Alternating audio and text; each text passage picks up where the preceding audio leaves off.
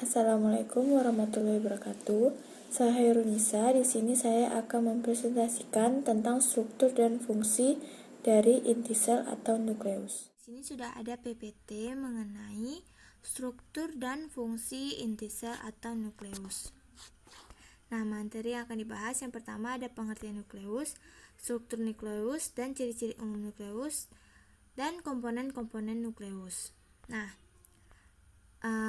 bisa dilihat di PPT ada gambar penampang selaput bawang merah di bawah mikroskop memperlihatkan nukleus. Nah, pada bagian berwarna lebih gelap. Saat mengamati sel bawang merah yang merupakan sel hidup, akan terlihat adanya bagian yang terletak di tengah sel dan relatif lebih gelap dibandingkan pada sekitarnya. Bagian seperti ini tidak akan tampak saat yang kita amati adalah sel mati seperti sel gabus, atau sel hidup seperti sel darah merah manusia. Nah, organ inilah yang merupakan inti sel atau nukleus. Robert Brown merupakan tokoh yang pertama kali mengamati nukleus pada tahun 1931. Nukleus umum terdapat pada sel eukariot dan merupakan tempat mayoritas material genetik sel atau DNA yang juga dapat ditemukan di mitokondria dan kloroplas. Nah, selanjutnya ciri-ciri umum pada nukleus yang pertama ada posisi nukleus di dalam sel dipengaruhi oleh aktivitas sel. Lalu nukleus tidak dapat bergerak bebas. Yang ketiga, nukleus bisa terdapat dalam jumlah tunggal pada sel, namun ada juga yang memiliki lebih dari satu inti sel. Nah, bentuk nukleus biasanya ekuivalen dengan bentuk sel. Lalu ukuran nukleus bergantung pada volume sel, jumlah DNA dan protein, serta perkembangan metabolisme sel.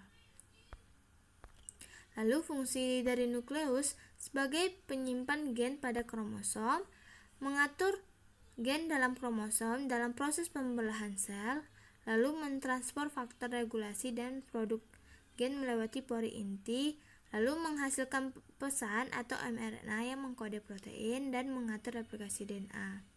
Nah, nukleus terdiri dari dua, yaitu kompleks selaput inti dan ada juga struktur internalnya. Nah, kompleks selaput inti membran dalam dan luar yang mengelilingi struktur internal yang amorfus atau yang tidak berbentuk, yaitu adalah membran nukleus. Nah, struktur internal yang terdiri dari kromatid pertama, yaitu kompleks DNA dan protein. Yang kedua adalah lamina inti, network protein fibrilar di bawah selaput. Lalu ada nukleolus, struktur amorfus dan kompak di mana gabungan ribosom menempati nukleoplasma.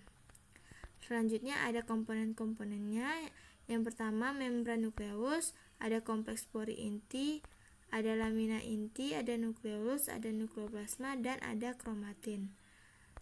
Nah, di sini ada membran nukleus yang terdiri dari membran dalam dan membran luar. Di antaranya terdapat ruang perinukleus. Membran luar berkesinambungan dengan retikulum endoplasma. Pada daerah tertentu, membran dalam dan membran luar melebur membentuk suatu saluran melintasi membran inti. Nah, pori-pori ini bersama dengan komponen lain berasosiasi di sekitar pori, yang kemudian disebut dengan kompleks pori. Nah, fungsinya itu sebagai memisahkan materi genetik dari sitoplasma, mengatur masuk dan keluarnya molekul besar dan kompleks. Di sini ada bentuk gambarnya. Selanjutnya ada kompleks pori inti. Nah, jumlah pori pada nukleus bervariasi dengan kisaran 100 hingga 5 kali 100 pangkat 7. Nah, variasi jumlah pori nukleus sesuai dengan tipe dan keadaan fisiologi sel. Kerapatan pori juga berkaitan dengan aktivitas pengangkutan RNA dari nukleus. Kerapatan pori yang rendah pada nukleus jika sel sedang dalam fase daur sel yang relatif tidak aktif dan rendah tingkat metabolismenya.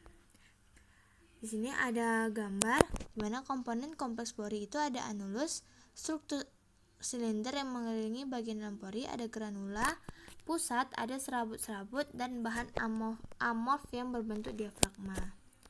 Lalu selanjutnya ada fungsinya. Yang pertama sebagai transport pasif ion metabolit protein globulat termasuk histon, lalu transport aktif molekul besar ke dalam inti, lalu pengirim molekul ke luar inti. Selanjutnya ada nukleolus. Nah, nukleus sendiri merupakan struktur yang berada di dalam nukleus. berbentuk agak bulat dinyatakan sebagai organel tanpa membran. Ukurannya bervariasi dan dapat berubah seiring perubahan fisiologi sel. Pada sel yang tidak aktif, ukuran nukleolus sangat kecil, sementara pada sel yang sedang aktif dalam sintesis protein, ukurannya bisa mencapai 25% dari keseluruhan volume nukleus. Terdapat 3 daerah nukleolus, yaitu pusat yang terdiri dari fibrila yang mempunyai 2 daya serap terhadap warna sangat lemah dan mengandung DNA yang belum disalin. Yang kedua, kelompok padat yang terdiri dari fibrila yang mengandung molekul-molekul RNA yang sudah disalin. Yang ketiga, kelompok bahan yang berbentuk granula yang mengandung butiran ribosom. Nah, selanjutnya untuk menjalankan fungsinya ini, pada nukleolus terdiri beberapa hal. Yang pertama, sebagai transkripsi gen-gen yang mengkode RNA ribosom. Yang kedua, pengolahan pre-RNA. Yang ketiga, sebagai perakitan subunit pre-ribosom. Selanjutnya ada lamina inti. Pada waktu sel melakukan proses pembelahan, lamina nukleus terurai menjadi lamina A fosfat, lamina C fosfat, dan lamina B yang tetap terikat pada membran dalam. Ketika pembelahan sel berakhir, lamina nukleus terikat kembali. Dengan adanya struktur seperti ini, dapat dipahami bahwa nukleus bukan struktur yang mengapung bebas di dalam sel, namun ditahan pada posisi oleh filamen-filamen yang memanjang dari permukaan ke seluruh bagian dalam sel. Ruang peronukleus memiliki lebar 10-70 nanometer, lalu umumnya kira-kira 20 nanometer. Ruang ini mengandung cairan, serabut, deposit kristal, tetesiput, dan bahan-bahan padat elektron. Nah, selanjutnya ada nukleoplasma. Seperti halnya sel memiliki sitoplasma, nukleus juga memiliki substansi seperti sitoplasma. Karena letaknya di dalam nukleus, maka disebut nukleoplasma. Nukleoplasma merupakan substansi transparan dan semisolid. Di dalamnya terdapat kromatid dan nukleolus. Komposisinya tersusun atas asam nukleat yang merupakan materi genetik, protein, dan garam mineral. Selanjutnya ada kromatid. Pada sel eukariotik, materi genetik dikemas dalam genom-genom. Di sebagian besar, genom tersaji dalam kesatuan kromatid. Bentuk padat dari kromatid merupakan kromosom. Ukuran dan bentuk kromosom berubah-ubah. Kromosom memiliki sepasang lengan. Masing-masing berada di sebuah penyebelah yang dipisahkan oleh satu lekukan. Pada stadium metafase, kromosom mengalami replikasi sehingga setiap kromosom tersusun dari 2 kromatida. 2 kromatida tersebut diikat oleh mikrotubula kinetochore pada daerah sentromer, membentuk suatu lekukan sehingga tampak memiliki 2 lengan.